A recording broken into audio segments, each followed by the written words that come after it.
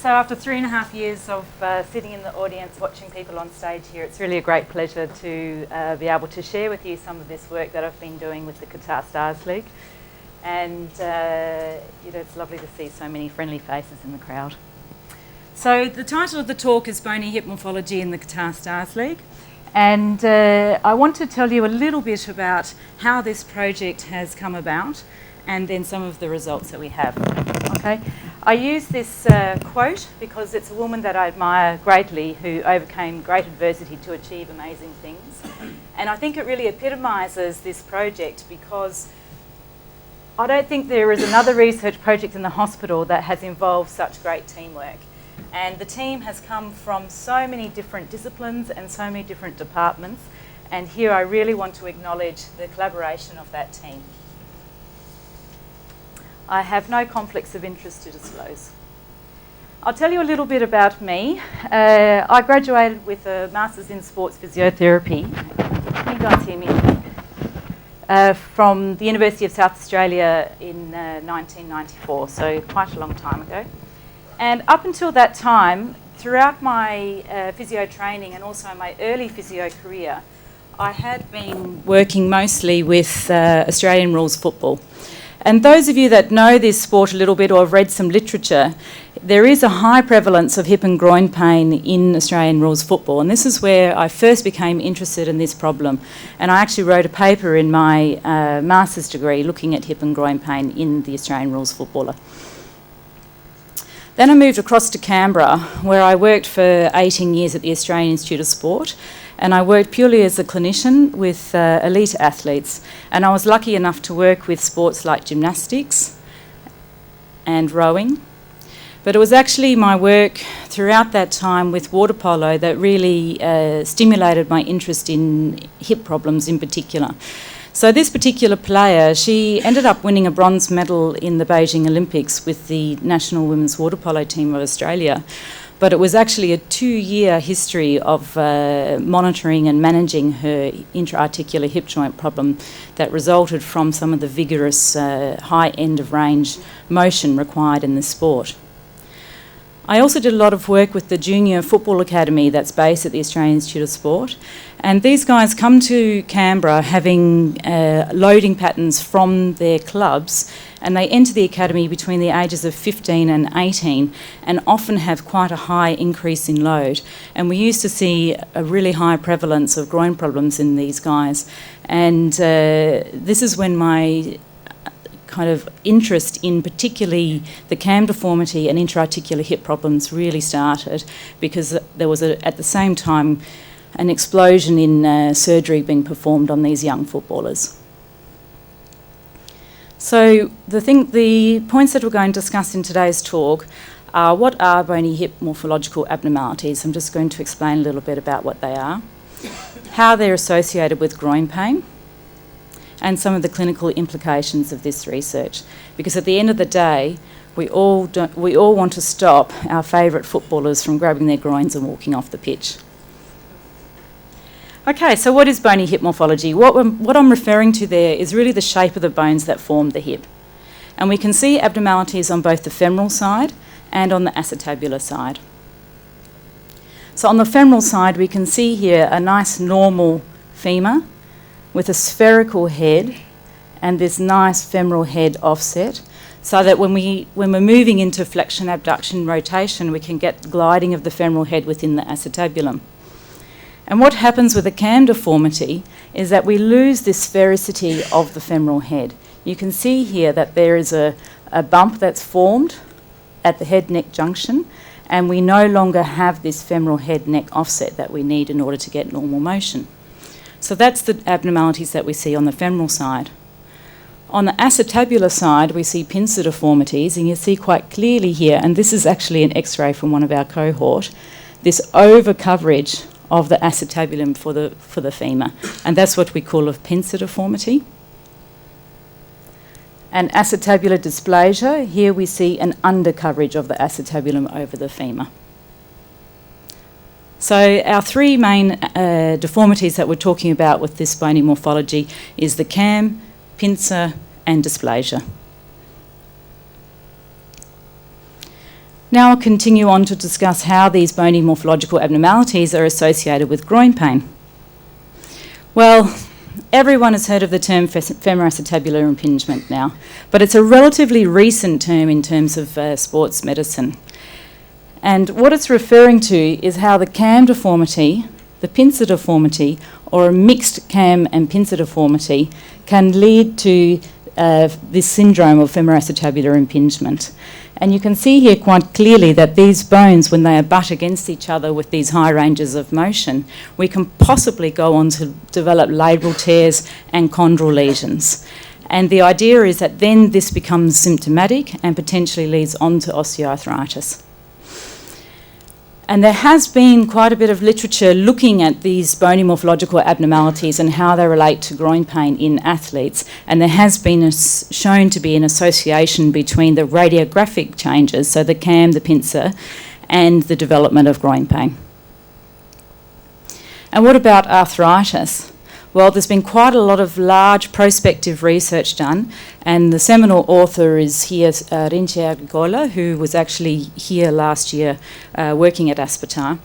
And they have found, when they've joined together a big Dutch cohort and also a big cohort in the UK, that when you have a cam deformity, you have a 4 times increased risk of developing hip arthritis. If that cam deformity is large, and they defined large as over 78 degrees alpha angle, which I'll explain later, then you have a 10 times increased risk. And we've known for a long time that retired football players have a higher prevalence of hip arthritis. So it seems there's something to do with the relationship of the cam deformity and the development of arthritis and playing football. So we're confident that we see these radiological features of femoroacetabular in athletes that present with groin pain. However, we have a bit of a problem because we also see a lot of these bony morphological abnormalities, particularly the cam deformity, in asymptomatic hips.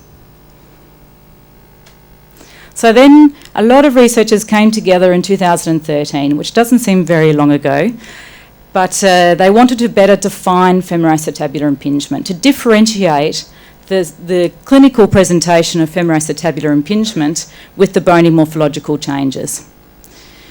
So they found that there was 5 features that were required. You needed to have abnormal bones. There needed to be abnormal contact between these bones. And then, if the athlete or the person performed vigorous motion, resulting in excessive contact, and then repeated this over and over again, and eventually creating insult to the joint and presenting with soft tissue damage. And as I said, this was 2013 that this was published, and since then we've had several editorials that have gone further to describe that we must have some sort of signs and symptoms associated with that soft tissue damage, because maybe there will be soft tissue damage, maybe there'll be a cam deformity, but actually the hip could still be asymptomatic. So now they're talking about changing the terminology to femoroacetabular impingement syndrome, which is an even bigger mouthful, but probably more accurate, because just because you have an abnormal bone or a bump on your bone, it doesn't mean that you have femoroacetabular impingement. And it's really important that we have this consistent terminology when we're doing research, because we need to be able to compare between different studies around the world. Okay, now I'm going to take a little step back and discuss a bit more about how this cam deformity forms. We know that as we grow, our bones adapt to load. And we know from Rod Whiteley's work that if you play a lot of overhead sports, particularly baseball, that we get this rotation occurring within the humerus and we end up with humeral torsion. We also know from Eric Witrosler work in Holland, in Belgium, that old footballers end up with geniverum. So everyone is familiar with this bow-legged footballer look. And actually there's some more recent work being done in Holland which is confirming Eric's findings from Belgium. And it looks like the cam deformity is another form of adapting to load that bones occur. At what age is this is this occurring? It seems to be that 12 and 13 years of age is a critical age in boys. And most of this research has been done in boys. So just be careful extrapolating some of these findings to female football players, because we don't know so much about female football players. It seems that the hand deformity does gradually increase during adolescence, and particularly in response to this high impact loading. Once the growth plate has closed, it doesn't appear to get any bigger. And we know this from some of the prospective work that's been done, particularly by this guy. So this is Andrea Mosler. Some of you might remember him. He was here last year for a few months, brought here by the Sports Groin Pain Centre, and he is an integral part of this research. And he and his supervisor developed the script for the software package that we use to analyse our data. And these are some x-rays from his prospective cohort. And you can see here one of the boys in his academy at 12 years of age with an open growth plate still has a femoral head-neck offset. By the time this boy is 14 years of age, he already has a cam deformity forming, and you can see here the growth plate is still open. This is another boy from his cohort. At 14 years of age, you can already see the cam deformity with an open growth plate, but by 16 years of age, that cam deformity is quite mature and the growth plate has closed. So we have good information now about the development of the cam deformity through adolescence, when it occurs, and that it doesn't seem to progress following the closure of the growth plate. What about the prevalence? How common is cam deformity in our athletes? Well, we know that if you look at athletes that have had a lot of high impact loading during adolescence, they have a much higher chance of having a cam deformity compared to non-athletic controls. So it seems to be more common in athletes that do a lot of high impact loading. We also know that semi-professional footballers have a higher prevalence of cam deformity compared to amateur footballers. So what that's telling us, it's not just about the type of loading, but also the amount of loading that you do. And it seems to be also critical what age you do that loading. There seems to be a dose response. And this was studied by Igor Tak in Holland. And they retrospectively asked, using a questionnaire, the professional footballers in various clubs, what age did you enter a football academy? And they dichotomised the data to those that entered a football academy below 12 years of age with those that entered a football academy at greater than 12 years of age. And they presumed that if you entered a football academy you did formal training around 4 times a week. So they basically dichotomised the data as those that trained less than 4 times a week after 12 and those that trained more than 4 times a week after 12. And what they found was that 64% of those that entered an academy under 12 years of age had a cam deformity. If you entered the academy greater than 12 years of age, 40% had a cam deformity. So still quite a high prevalence, but less than those that entered at a younger age. And when they looked at the large cam deformity, those that entered at a younger age had a 30% prevalence. And remember, if you have a large cam deformity, you have 10 times the risk of developing hip OA. So this is critical. So 30% of these players had a large cam deformity, and only 12% had a large cam deformity if you entered an academy greater than 12 years of age. Of course, there's a lot of other conflicting variables that weren't considered in this study, but it is really important data. So it seems that we have quite a lot of information about how the cam is developing during adolescence. We also know that these footballers have a higher prevalence of developing osteoarthritis later in life. But I'm more interested in how these bony morphological abnormalities affect footballers while they're playing. The players that we're seeing, particularly in the Qatar Stars League, how does this bony morphology influence their risk of developing hip and groin pain? And what about acetabular morphology? So a lot's been done on the cam deformity. What about the acetabulum? Well, we know that if you have acetabular dysplasia, you're 5 times increased risk of developing osteoarthritis. With pincer, it seems to be conflicting evidence. So some literature will state that you have an increased risk, while other literature has found that you actually have a protective effect of pincer, so you have reduced risk of OA. And what about the link with athletes? I mean, instinctively, we consider athletes of sports like gymnastics are likely to have a lot of range of motion in the hips in order to be able to do the sport. So it's possible they may have higher prevalence of dysplasia, but actually there's very little that's been looked at in terms of acetabular morphology in the athlete. So what are some of the questions we wanted to ask from our research? First of all, we wanted to know what the prevalence of these bony morphological abnormalities were in our players here in Qatar. We wanted to look at whether there's any ethnic differences in these prevalence. And we wanted to know if this bony morphological abnormalities were related to the development of hip and groin pain in these footballers. So this is what we've been studying with this large prospective risk factor study. We've had 575 QSL players come through screening in the rehab department over 2 seasons. And here's where the NSMP was really critical to this project, because the doctors and physios were really important for assisting with the translation and ensuring that these football players had informed consent to agree to the X-ray. 445 of them agreed to have the X-ray, and then again the NSMP doctors and physios are really important for providing the injury and illness and exposure surveillance data. So I'm very grateful for their help. We collected a lot of demographics. So we collected information about past injury history, leg dominance, age, height, weight, and we also registered their ethnicity. And this is really critical to this data.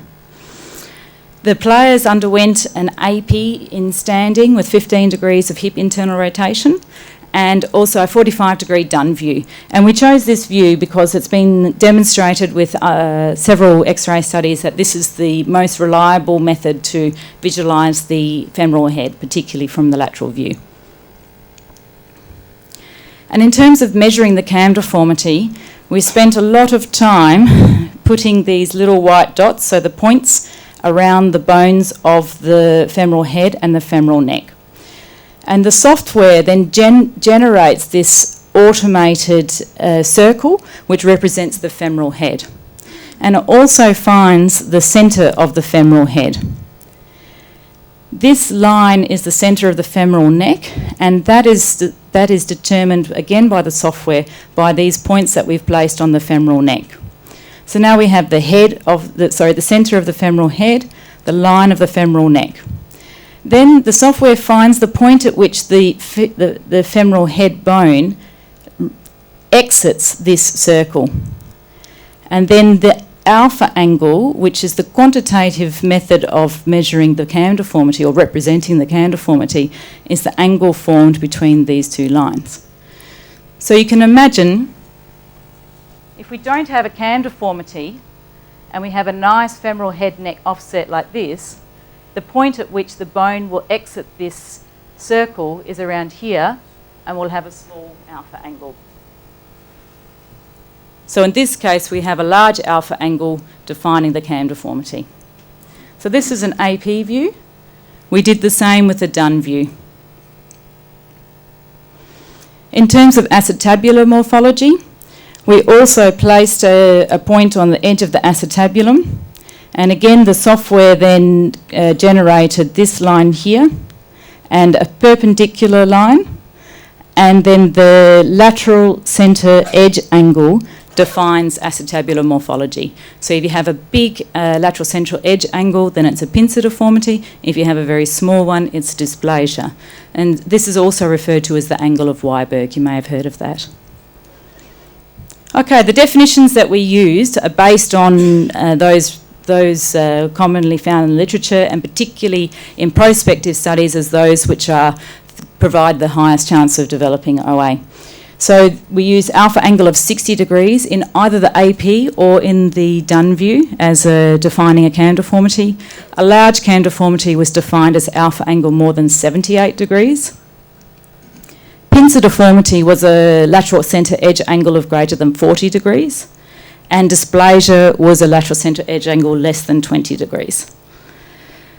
So, what was the prevalence of these bony morphological abnormalities in the Qatar Stars League? How many of these guys will have a cam deformity? We found that 60% of the hips had a cam deformity, quite a high prevalence. Large cam deformity, there was 23%. So 1/4 of our players have a large cam deformity with a 10 times increased risk of developing hip OA if we compare it to the other data that's currently available. Pincer deformity was relatively rare when we used this definition, only 3% of the hips, and also acetabular dysplasia was quite rare, less than 10%. So what this means is that 72% of your players will have a cam deformity in one or both hips. It's very common.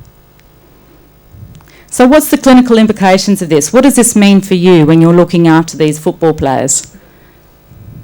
It means that 3 out of every one of 4 of your football players will have a cam deformity in at least one of their hips.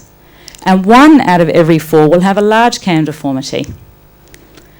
But the interesting thing is that here with the QSL cohort, we've just had a look at the injury data, and we've found that hip-related groin pain is rarely diagnosed. So in the 2 seasons where we've looked at the data, we had 206 groin injuries, time-loss groin injuries, and only 2 diagnoses of hip-related groin pain. So we see a lot of cam deformities here, but it doesn't seem to be related to hip and groin pain. We don't seem to see so much hip pain here. And this is quite different from my clinical experience that I had prior to coming to Qatar. So what's the implications of this? Well, it is very common, but hip-related groin pain is rarely diagnosed. It's possible that the cam deformity may not be related to the groin pain directly. So therefore, we always need to use our clinical reasoning skills to determine how relevant that cam deformity or how relevant these bony morphological abnormalities are to the clinical presentation of the footballer in front of you. But we also need to think about the longer term consequences. So even though these morphological abnormalities may not be relevant for the current presentation, we need to also monitor these players to determine whether they may be at higher risk of developing hip joint pathology later. So we were also very interested in the ethnic differences in this bony morphology. And why is this? Because throughout the world, we see differences in hip OA rates. What we find is in the Caucasian population, we have the highest rate of hip osteoarthritis. In the East Asian countries, particularly there's research coming from China, Korea and Japan, it seems that hip OA is much less common. And when there's been research done in populations of mixed ethnicities, it seems that the Caucasian population has the highest rate, the East Asian have the lowest rate, and the African American populations are somewhere in between. So it just seems that the prevalence of hip OA differs depending on your ethnicity. In this part of the world, there's been some research indicating that perhaps the rate of hip OA is lower, but we don't have any big OA registries in order to really determine this data. So that's why we were interested. Is there a difference in the bony morphology depending on the ethnicity of the football player? There also seems to be this link between bony morphology and hip OA, and a link between the bony morphology and activity during adolescence. And there has been determined differences in bony morphology between different ethnicities, but this has only been done in general populations, not in athletes. And because activity during adolescence or being athletic increases your risk of some of these deformities, we need to look at these kind of ethnic differences in a population with relatively similar activity levels. Because some of these ethnic differences may be due to different activity between the ethnicities. We don't know.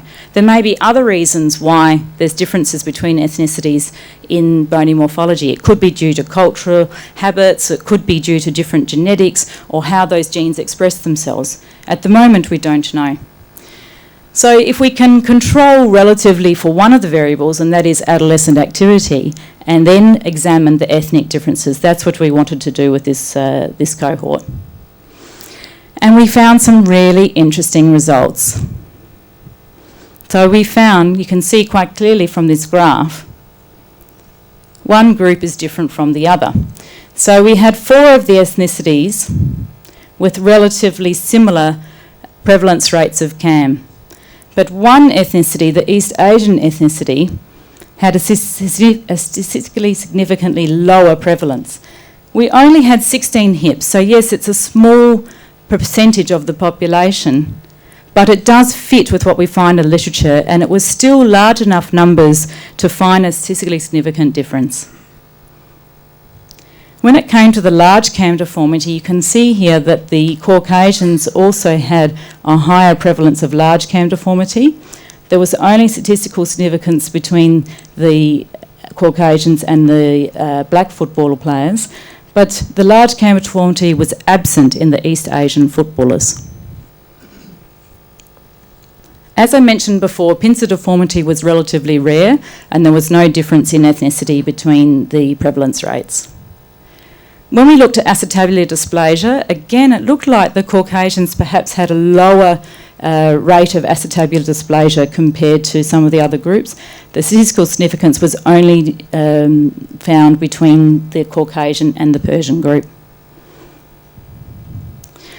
So these ethnic differences in bony morphology do partly correspond with what I mentioned about the geographical differences in hip OA. And the interesting thing is that we found these differences between the ethnicities despite the fact that we can presume these football players all experience high impact loading during adolescence. They've all reached a professional level of football, so the chances are they played a lot of football when they were adolescents. So what does that mean? You know, maybe there is a difference between how the femur responds to load depending on your ethnicity or your genetics. Is it possible that some ethnicities are protected from developing the CAM deformity, particularly thinking about the East Asian ethnicity, even though they experience this high impact loading? It may be possible that some ethnicities are protected from going on to develop femoroacetabular impingement and even OA, despite the fact that they have a CAM deformity. And that may be what's happening here in Qatar. So what are the next steps? Clearly we need to confirm these results with larger numbers in the East Asian cohort, and we're in the process of engaging with some researchers in Hong Kong that have access to some East Asian football players, and we would like to replicate our methods with a greater population to see if this confirms our results. We also need to do some longitudinal research, and Dr. Paul Dykstra will be heading up the Doha study, development of hip abnormalities in athletes. And here we will watch athletes that are either football players or swimmers and see if the type of loading has an effect on the development of the CAM deformity. And we're also going to look a lot more at the cartilage within the hip joint and see how that responds to load and how that changes over time and depending on what type of activity you do. We need to further elucidate the relationship between these bony abnormalities, the development of hip and groin pain, and development of OA. There's still a lot of questions to be answered. And there may be a possibility of prevention. So I mentioned about the critical age in which this develops. It's possible that perhaps we can monitor the development of the CAM deformity, adapt the training load, and potentially prevent the CAM deformity if we think that's important. We don't know yet. So I'm really pleased to announce that this paper has been accepted for publication just last week in the American Journal of Sports Medicine. So the take-home messages from my talk today. We have a high prevalence of CAM deformity in the Qatar Stars League. 3 out of every 4 of your football players will have a CAM deformity, and 1 out of every 4 will have a large CAM deformity. We seem to see a lower prevalence of acetabular morphological abnormalities, and there appears to be an ethnic difference in the prevalence of these bony morphological abnormalities. And this could be really important research that can elucidate this relationship between the bone, the cartilage damage, and the development of OA. So I would just like to thank again all of the groups that are involved in this research project, particularly my close colleagues and friends from the Sports Groin Pain Centre, all of the NSMP docs and physios that have been integral to this this project, all of my colleagues in the rehab department that have supported and helped me through this this process. The screening department, without them we couldn't have conducted the data, and particularly Nelly, Ismail and Zubair, that was so important for ensuring the footballers had their x-rays. Obviously radiology, who performed all the x-rays, and Jonathan and Rashid and Natalia were particularly important there, and Tony and Donna. And everyone from research, particularly Aziz, who's helped with statistics. Thank you.